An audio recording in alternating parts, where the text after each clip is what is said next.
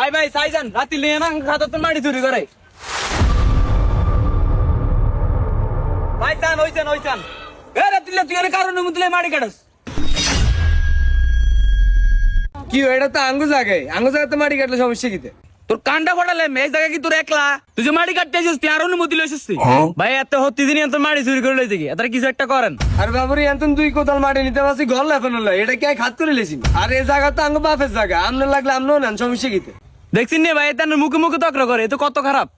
এই শুনো তুই চুপ থাক আমি কথা কইতে মাসিনি এই জায়গার তো অধিকার আঙ্গ দুনুগারও আছে তুই তো আঙ্গ তো অনুমতি লওয়ার দরকার ছিল তুই 1 লাখ উন্নতি করে কিল্লে মাটি কাটলি আচ্ছা তাহলে এক কাম করেন ইয়ান আমরা তিনজন তো জায়গায় আজ জায়গা কোন দি হেটা দিয়ে দেন তাহলে ইয়ান দিতেন মাটি নেই আর রূপে উন্নতি করস কেন জায়গা সম্পত্তির হিসাব বুঝি গেছস একটা সুব্রে তোর কানটান হাঁটাইলেন শুনিস না তুই ভাই এদের কিছু না কিছু একটা কইতে হবে বেশি উঠতে আছে তুই এনে হন্ডি দি করস কিলে কি রে ইয়ান আমরা বড় দুজন কথা কইতেছি না তুই চুপ থাক আই চুপ থাকুম কিলে আর এনে জায়গা আছে না আমি না জায়গা তোর মাটি কিলে নেন তুই এনে মুখে মুখে তর্ক করস কিলে কি রে তুই তো ব্যর্থ হয়ে গেছস বড় ইয়ান কথা কইতেছি না চুপ থাক বড় হয়ে গেলে কেন কথা লাগে এটা তো শিখিস না অনুজিত এই তুই তো ভালো কথা কইছিস তুই এদের মারলি কিলে এদের আপনার লগে রাই ভালো হসকি দিছে ওর মাথার আগে দৌড়ি গেছে এই তোর কথা বাদ দে তুই আর ইয়ান্তে এক কোদাল মাটি উড়েবি না আগে এই জায়গার মাপ হইবা এর তুই মাটি নিবি ইয়ান্তায় যদি এই কথা হয় তাহলে অনুজিত 22 জায়গার মীমাংসাই করলেন না বাইরের মধ্যে তো জায়গা মাপন ছাড়া অবৈধভাবে বিলে একটা উড়ে রাখছে আঙ্গ জায়গার উপর তাহলে এই জায়গার মীমাংসা করে নাকি তুই কি জায়গা সম্পত্তির হিসেবে মাত্রা বেশি বুঝস আব্বা জায়গাটা আনলাম লেদি গেছে কইছে এই জায়গার মধ্যে আমি একলা থাকতাম তুই দুর্গা জায়গা হলে উড়বার বিছনার ভিতরে তোরা হিয়ানতে বাড়ি করে থাকবি না আমরা হেভি স্টেপ থাকতাম না আমরা দরকার আপনি হিয়ানো যান বিল্ডিং এ ডাঙ্গরে ভাগ করে দেন কি রে অন তুই কথা হচ্ছে গেলে তুই কি ডাঙ্গা জানি থাকবি না এত কিছু বুঝি না বড় মিয়া জাগো বা তাই আব্বা মরণে হরে জায়গা সম্পত্তি দায়িত্ব আর কাছে আই যা কম তা হইব তুই বেশি কথা গেলে তোর বাইকতে বার করে দিম ও ভাই তোর বাইক তুমি বার করে দেন তাহলে আয়ের আনে মিলে জায়গা সম্পত্তি সব ভাগ করে নিতে রিম কি রে কি করি তুই এই বাদ আপনি এই কামটা ভালো কর না আপনারা থাউট দিলেন কিনলে সব বেচারা মূল তুই এ বড় মেয়ের মাথায় দেশে বুদ্ধিটি দেস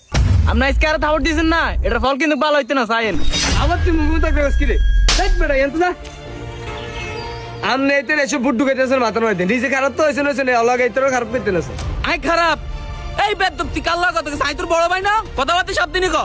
আপনি বড় ভাই হিসেবে বহুত সম্মান দিছি আপনার কিন্তু আপনার বড় ভাইয়ের মর্যাদা রাখতে পারেন না এই জায়গা লোকে আপনি কবর যাবেন এই জায়গা সম্পত্তি টি হয়েছে আজ আছে কাইল নেই আমরা ঠ্যাঙ্গকে অলরেডি কবর তলে গেছি গে আল্লাহ বিল্লাহ করেন এটা কামে আইব রাতল তুই কিন্তু তোর সময় ভার করিয়ে লাইতেছিস রে তুই আর আগে আন দেস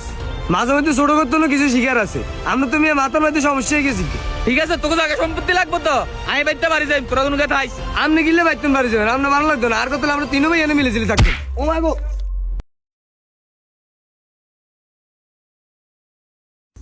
বললা রে খোলেন কিদের বাড়ি দিছিস কিলে বললা এই যে তোর বাইরে দিদের মাত্র বাড়ি দিছিস কিলে এতে বহুত ফাইজলামি করতেছে জায়গা জমিন লই আনা দেন না নি আর হেতে আর গাত আপ দিবে কিলে এত বড় হইতে কি হইছে এটালে তুই বুঝি এদের কোদাল দি বাড়ি দিবি দত তাড়াতাড়ি এদের হাসপাতাল নে হাসপাতালে নিয়ে লাভ হইতো না যে বাড়ি দিছি এতে শেষ বললা রে এতে তো নিঃশেষ হইয়ে না আমি তো ভুলে পাই দিয়েছি অন কিতা করতাম মানুষ জানা জানাইলে অনেক মামলা টামলা যাবে ইচ্ছে পালাইতে আমরা ঘুম করিয়ে তাহলে এক কাম করেন এদের ধরেন খালো আলাই দি